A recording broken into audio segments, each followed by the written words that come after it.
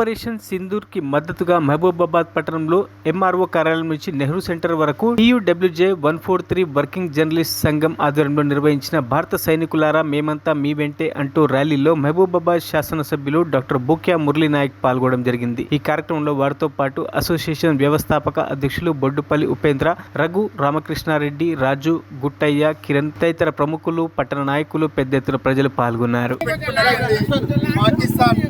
వారికి ఈడుగా మన ప్రభుత్వం, భారతదేశ ప్రభుత్వం మంచి జవాబే ఇచ్చింది.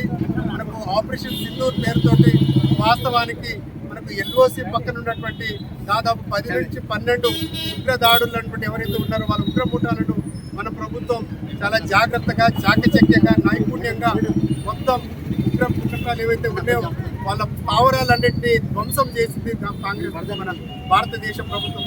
కాబట్టి యావత్ భారతదేశ ప్రజలందరూ ఇప్పుడు జరుగుతున్నటువంటి భారత పాకిస్తాన్ యుద్ధంలో మనందరం అవసరమైతే పాల్గొనాలి. రాబోయే రోజుల్లో మనకు ఎమర్జెన్సీ వచ్చినా కూడా మనందరం ధీటుగా మనం కాంగ్రెస్ మన భారతదేశ ప్రభుత్వానికి మనందరం అండగా ఉండాలని చెప్పేసి, అదేవిధంగా మనం జరిగినటువంటి యుద్ధంలో మన భారత సైన్యానికి, త్రివిధ దళాలకు మనందరూ బాసటగా నిలబడాలి. వారికి ప్రత్యేక కృతజ్ఞతలు తెలియజేస్తూ ఈ గొప్ప అవకాశం ఇచ్చినటువంటి మన మహబూబాబాద్ నియోజకవర్గ ప్రజలందరికీ పేరు పేరు ధన్యవాదాలు.